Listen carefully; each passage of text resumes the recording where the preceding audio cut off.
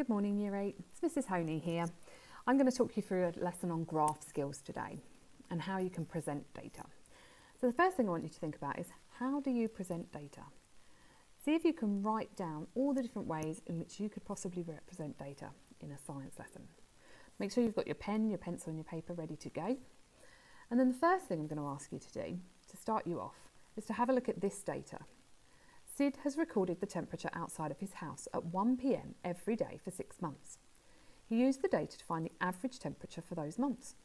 The average values he calculated are shown in the table. Draw a line graph to represent Sid data. How would it look? What would you need to include on your graph? Have a think. If you need to pause the video so that you can complete this before moving on, remember to do so. Okay, so let's go through the different types of presentations that you can use. So most people, I think, would be straight away identifying that you can use a table to present data. This shows a certain order, and it is useful to want to show the best or worst of things, or a list of things, how things appear. The worst appears at the bottom normally, and the top thing would be the better thing. Bar charts, they show how you compare things. Normally the independent variable is discontinuous. We looked at that previously. So discontinuous is more of a category.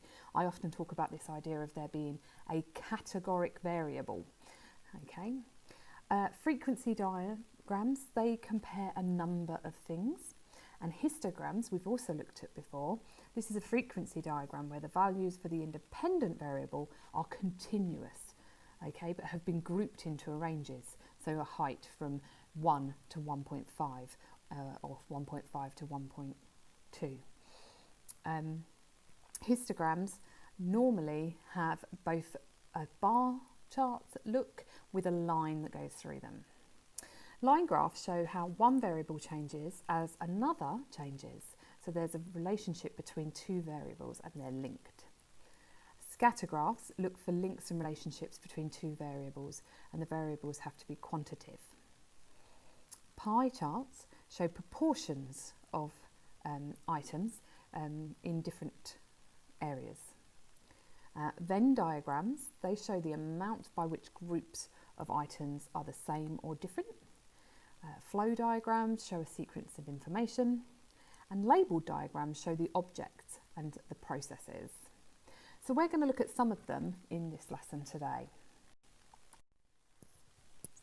So let's start with bar charts. Bar charts are nice to plot. They display data as a chart.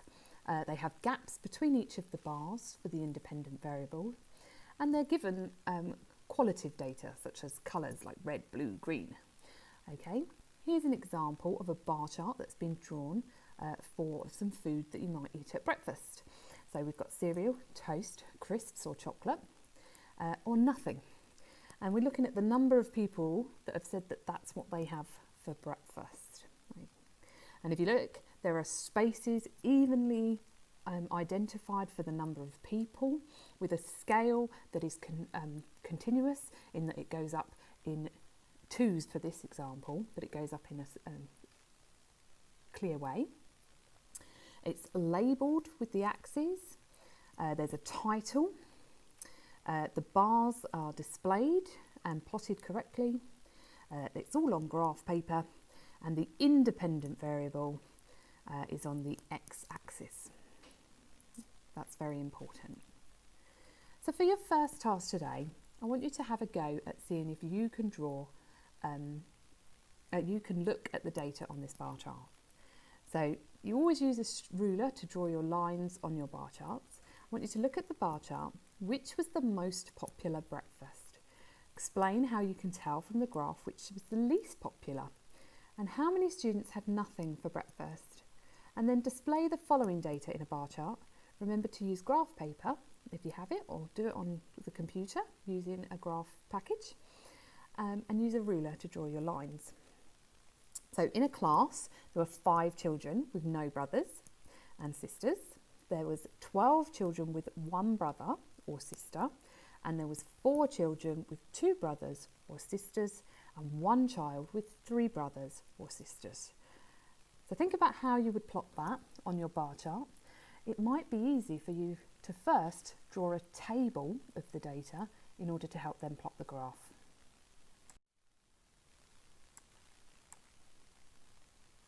So you might need to have paused the video there to plot that data. Now we're going to look at scatter graphs. So scatter graphs are used to find a link or relationship between two variables. Both of the variables are quantitative, so they're written as numbers. So line graphs are similar when they're used. They show the link between the two variables. So here's an example that we have. This table shows the results of an experiment to find the relationship between the amount of mass added to a spring and the amount that the spring extends. Okay, Hooke's law, you may have actually done this experiment before. The mass has changed, so that's the independent variable, and the extension has been measured, so that's the dependent variable. To clearly see if there was a relationship, the data was then plotted. The scatter graph shows that there is a relationship or correlation. The heavier the mass, the greater the extension. In this example, both the variables increase as a positive correlation. If one variable decreased as the other increased, that would be a negative correlation. So if you look at the graph, you can see that the crosses are starting to go up into a nice straight line. So the dependent variable, okay, is shown on the y-axis, and the independent variable is shown on the x-axis. You have a title, your units are written within the graph, the numbers again have a good scale, and we've made sure everything's labelled. You need to make sure you use scales to allow your graph to fill as much of the graph paper as possible. So try and work out how many squares you have, and then you can work out what that number would fit. So with lines of best fit, on a graph, okay, it should look like a straight line. However, there are slightly inaccurate readings, so the points don't exactly line up. We can still draw a line, and that's called a line of best fit. The line of best fit goes through the middle of your points, so that about half the points are above the line and half are below. The line of best fit does not need to go through the origin. We use the line to estimate values for points that haven't been identified. Sometimes lines can be a curve. So sometimes the graph will have lines of best fit that may be two. You may have a curve and you may have a straight line. If you need to draw a curve, it's best to hold the paper so that your arm is on the inside of the curve and use your elbow to pivot. You can have practice of drawing a couple of curves before you put your pencil to paper. So I believe Miss Moore's lesson looked at crystals. So I wanted to use some of the data that you might have seen about crystals and how crystals grow. Crystals date back as far as history itself. In biblical times, it was thought that ancient Egypt, Rome, and all had cultures that believed in crystals. They were used to make elixirs and as first aid. So the hypothesis of this experiment is to see which temperature is best for growing crystals. And it's believed that this should be room temperature. Now this hypothesis, remember, could be right or wrong. The point of science is to have a theory and a hypothesis and have a go at seeing what happens. So here's the experiment. Crystals are formed by atoms, ions and molecules that stick together in frequent patterns. The crystal's colour will depend on the different minerals used to create it and how the atoms will absorb light. The minerals are typically formed when molten rock or magma cools or by separating it out of rich mineral water, such as in underground caverns. So thinking about that, we've got three conditions here: an ice bath, a refrigerator and room temperature. The temperature in the ice bath is about 25 degrees. In the refrigerator, 40 degrees. And in room temperature, 80 degrees. And this is in Fahrenheit. The crystals took 2.5 hours in the ice bath to form, 5 hours in the refrigerator, and 4.5 hours in room temperature. The number of crystals formed was about 100 in the ice bath, 25 in the refrigerator, and 60 at room temperature, the size of which was a majority of medium to large ones in the ice bath. The refrigerator had small crystals and the room temperature had a mixture of small to medium crystals. The clarity in the ice bath was cloudy. In the refrigerator they were mostly clear, and in room temperature most of them were clear. So your task is to look at this data and this graph and plot a graph.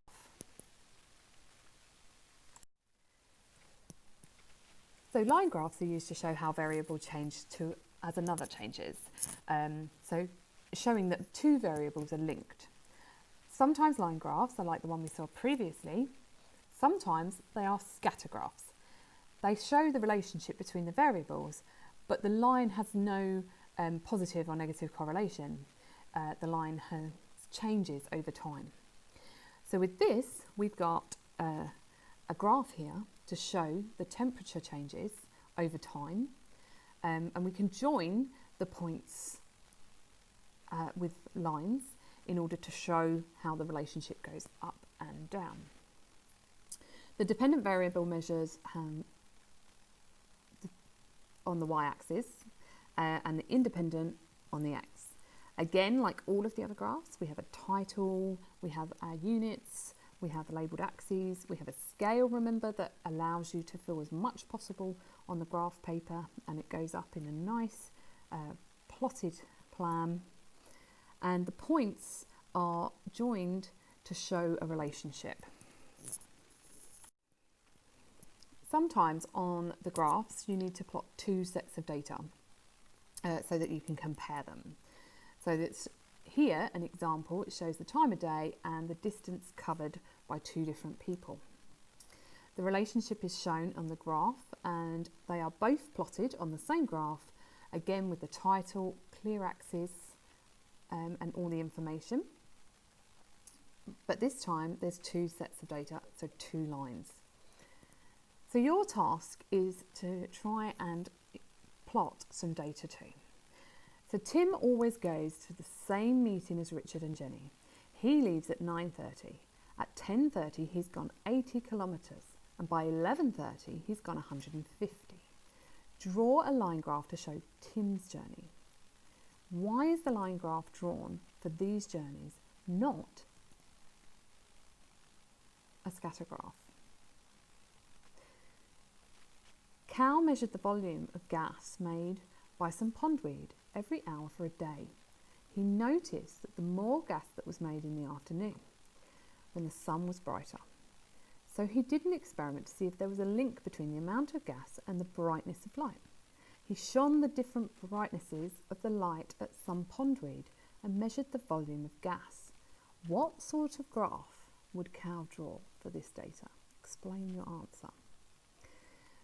So for the first part of this task, plotting alongside Richard and Jenny, why don't you have a go at trying to plot Richard and Jenny's data on the same graph that you have now placed Tim's data on?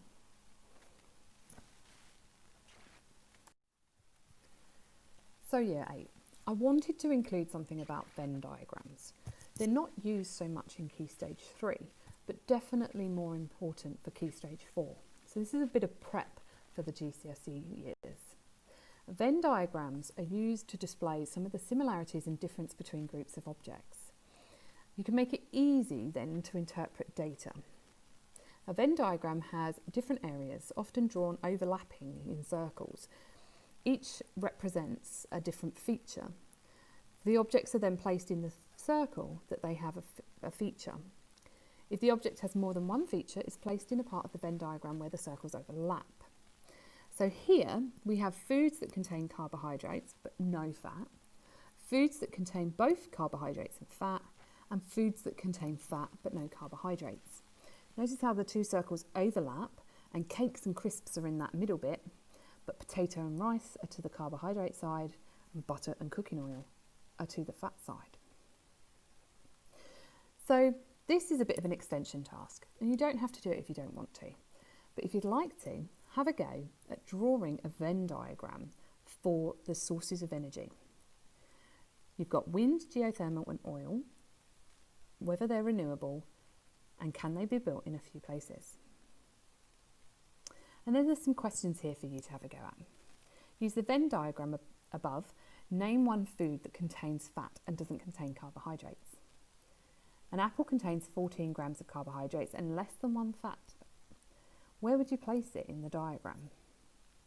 And then 3, draw the Venn diagram of the overlapping circles.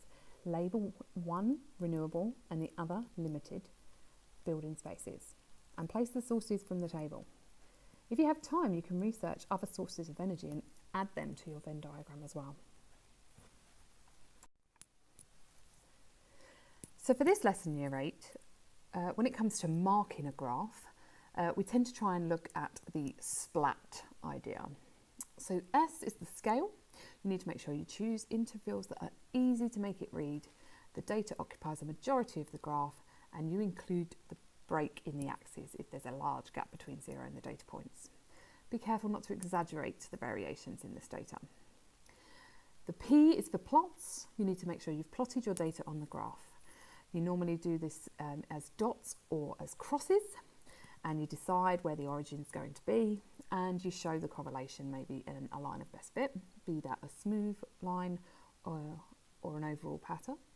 If it's linear, typically it can be added using a ruler, okay, and eyeballing whether it's above or below the line. L is for the labels. You've got to write the units on the axes and label those axes. A is for your axis itself. You've got to make sure you've plotted your independent variable and on the horizontal axis, x-axis, and the dependent variable, the one you're measuring, on the vertical axis. So the one that you have control over, which is the x-axis, your independent variable, always goes on the bottom. So I say that's the one you're changing, and I always say, remember nappies. Nappies go on your bottom. So whatever you have to change goes on the bottom. And then T is the title. So choose a title for the graph that uniquely identifies it. Sometimes it's best to start with a graph to show, and then you can identify the relationship. A graph to show the independent against the dependent. So once you've done your graphs, because they're unique and to you, and depending on the scale you used and all of the information that you've included, it's hard for me to go through answers at this stage. So what I'd like to do is, once you've done your graph, email it to me at mhoney@knoleacademy.org, and then hopefully I will be able to have a look at it and get it marked and back to you as soon as possible. Any questions, feel free to email me and let me know. Okay, I hope this PowerPoint has been useful to you. Thanks very much, guys. Good luck. Keep up with the good work. Bye.